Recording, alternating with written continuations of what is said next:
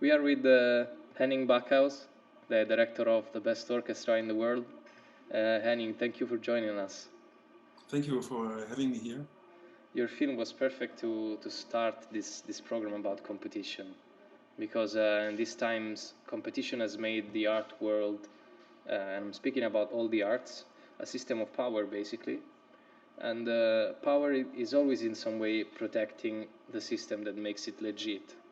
In the art world, it is a little bit harder to shake this because the system protects itself through the creation of the artistic canon, what's good and what's not good in today's world. And sometimes the art canon is only what it is, a system of power and privilege of those who control it. So, how do you think we can shake that off? Will we ever have some sort of artistic anarchy? Very, very complicated question. Well, honestly, I really do not know. Of course, you are right. I think you are right. But,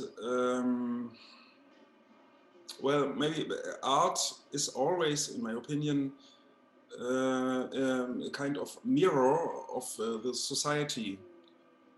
And I think it will always be that way. And well, of course, a society, the structure of a society, it's always about power. It's always about losers and winners. And I think it will always be that way. And maybe that's the reason why in arts in general there's the same thing, so I don't know. I don't. Yes, I don't think it will always be that way. Yeah, I think it's about the chaos in life, and I think people try to find way, rules and structures to find a way to control the chaos in life.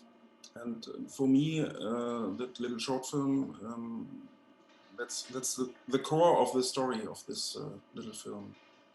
I saw that you are also the composer of one of the music that we hear in the short film, and I was curious to know where do you come from and why you made this short film, basically your life reasons. Yeah, I'm very interested in music. I'm not just interested in movies. I'm very interested in music, especially in classical music. And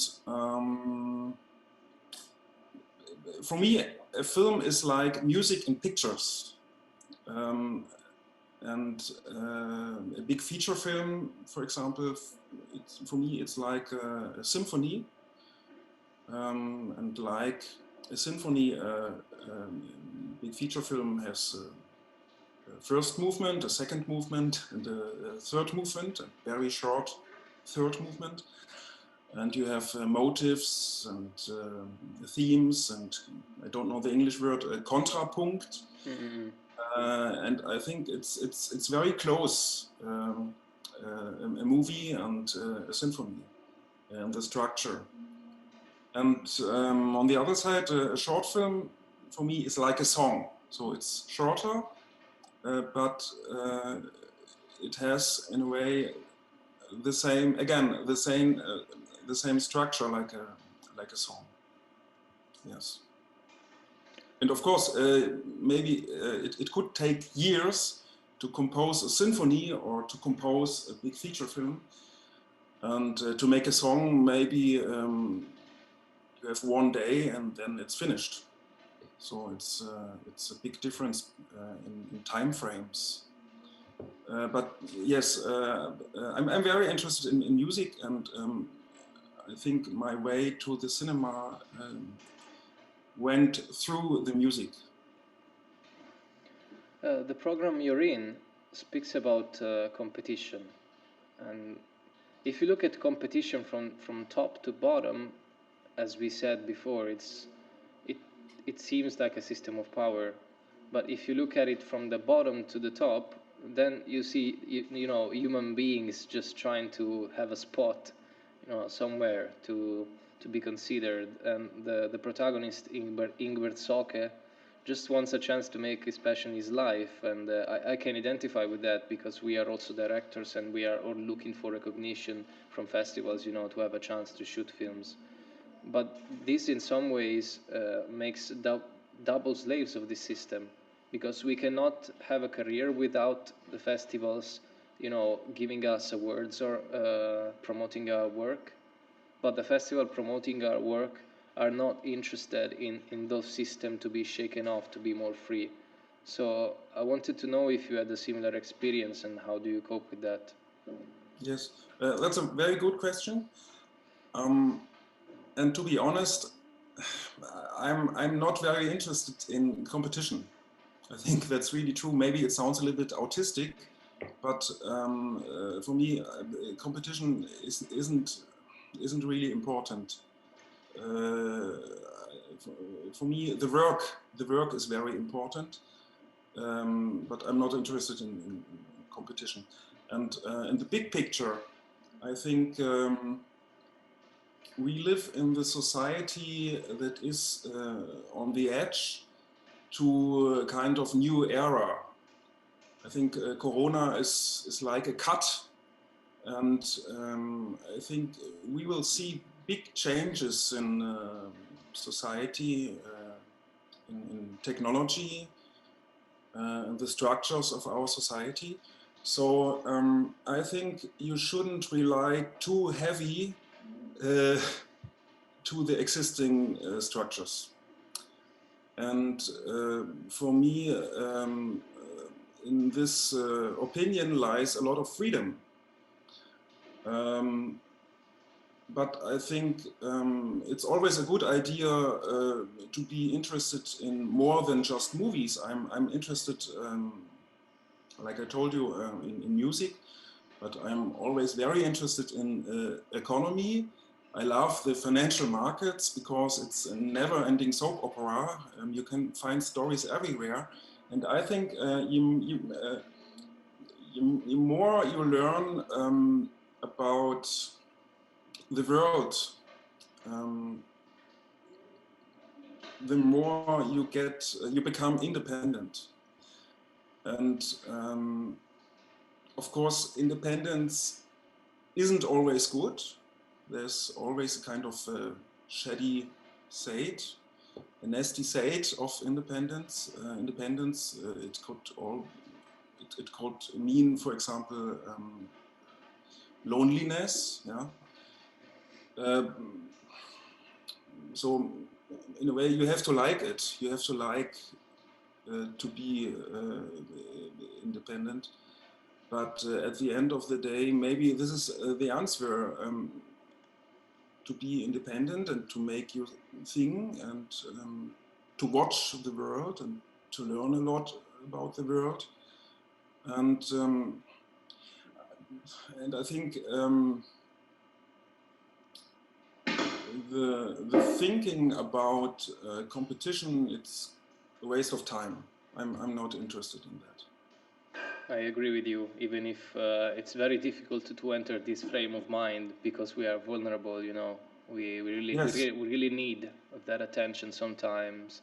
Yes. And there are not easy. It's not easy, but I think at the end of the day, in 50 years, maybe 60 years, we all will be dead. So honestly, I don't give a fuck. It doesn't really matter. There are two lines of dialogue in your film that led me to the selection of it. One is how difficult it is to assert oneself against existing systems. And then you say in some shortly after you say that an art can only be projected into the future if there is the will to rid ourselves of rigid thought patterns.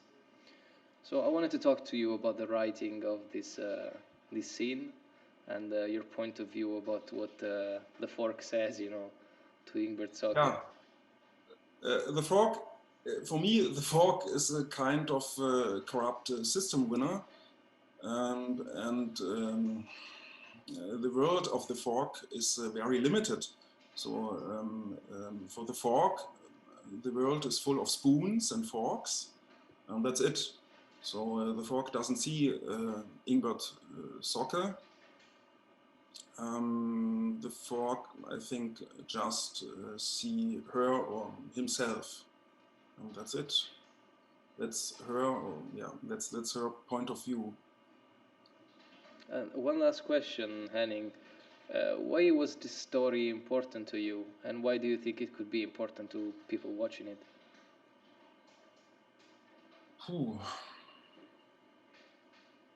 Yeah, a part of the truth is we wanted to experiment with these puppets.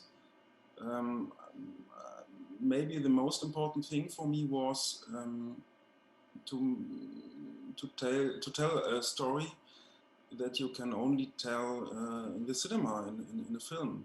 In a film, it's possible to tell a story with socks and with forks and all that stuff.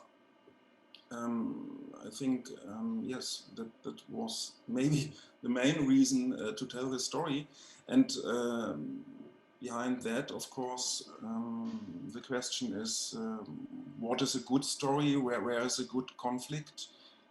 And of course, the sock has a problem that maybe many people have.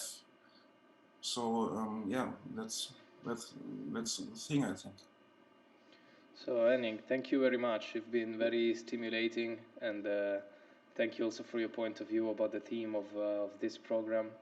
And I really hope that people will enjoy this short film and understand your point of view. And I wish you good luck for your future, whatever that will be. I wish you happiness. So thank you for being with us. Thank you too. Okay. Bye. Bye.